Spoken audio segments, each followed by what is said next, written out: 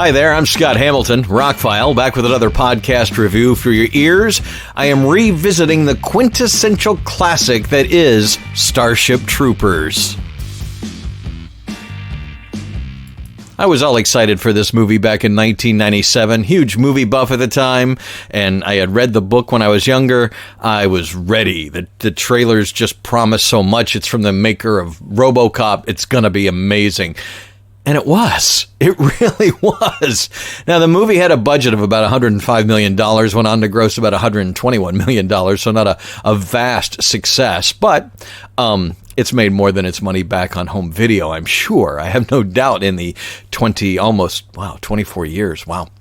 There's been several sequels. Got to be honest, though, none of them are really that good. The two animated sequels, especially the last one, Trader of Mars, was pretty good as far as that goes. But really, you only need to see the original. Let's get a couple things out of the way. I have some friends who love the book. They say this is not the book, and I will agree with them. It's actually more of a satirical look at the book. I mean, it is satire. The movie drips with satire. It pretends to be this rah, we're the good guys, kill the bugs, but in all honesty, it's basic fascism and propaganda in those news reports, and they don't tell the human race what's really going on out there. They paint everything as being shiny and new, and all the people are pretty, and it's great to volunteer, and in the meantime, people are dying by the hundreds of thousands out there and being ripped apart by these bugs and things like that. And at the time, I mean, I was about 31 when this movie came out and thought, okay, yeah, it's a little on the nose, I guess. But looking at it now, I can see, and especially with modern times, that people don't always see through propaganda. They don't realize that they can look at it from a different way and look behind it and find the reasons behind it and that kind of thing. So I think the movie holds up really well. If I have a negative to say about it, and it's about a lot of movies that detail the rise of people through the military, is that the movie takes a long time to get there. We see a lot of background before they join the military, and then we see them training in the military. And by the time we finally get into space, it's, we're halfway through the movie, and then so much happens. And that last 15, 20 minutes seems to rush towards the end, where we were taking our time with the first 2/3 of the movie. But that's usually in hindsight. At the time, I'm sure it was they were going the extra mile to make sure they build up characters so we would have emotions about these people and the things that happened to them later in the movie.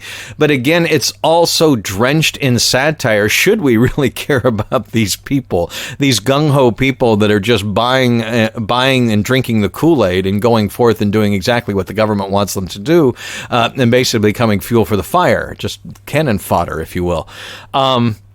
But I review movies about how much fun they are to watch. And the new 4K release, well, it's not exactly brand new, but if you haven't seen this movie in 4K with the restoration, it's a native 4K transfer, and it looks spectacular. I expected a lot more grain, and there are a few scenes that do have quite a bit of grain, but they were probably not filmed in the best light, maybe composited images, but I was shocked at how great the special effects hold up. They did a lot of physical creatures for this movie, so when they're in the frame, they're actually basically giant puppets. That really helps the movie hold up, so they can keep all the CG hordes of creatures in the background, and you don't concentrate on them quite as much. Had they done full CG on some of the monsters that are in camera, well, I don't think our CG was quite as good at the time in 1997 to have pulled that off. And they did it great, because now in 2021, it holds up with modern sci-fi movies most excellently. The ship's in space, looks great. The lack of grain made me wonder a little bit about any kind of DNR or whatever, but if they have applied any, it not very prevalent, not to my eyes. And I'm watching on an 85-inch TV. It looks spectacular. The scenes, the newsreel footage was crystal clear. I mean, amazingly clear. It is Sony knocks another library transfer out of the park. Starship Troopers looks amazing in 4K. The Dolby Atmos soundtrack is fantastic. It brings it up to modern standards.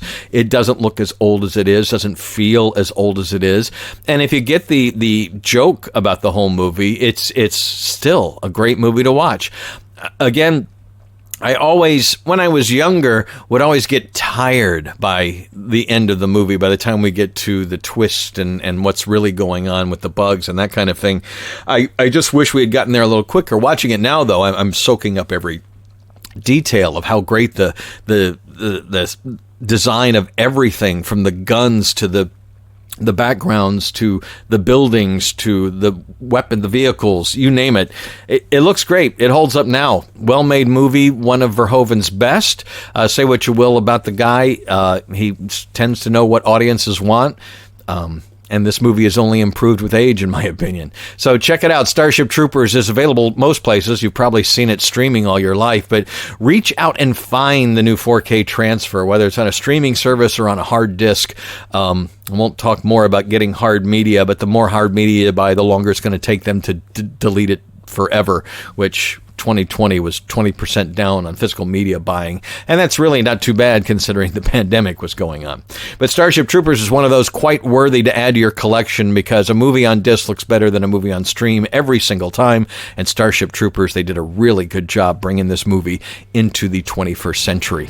I'm Scott Hamilton. I am Rockfile. My website is therockfile.com, where you'll find all the links to my other goodies. Thank you for sharing, subscribing, and liking. It means a lot, and really means a lot that you listen. So thank you for that, too. Have a great day.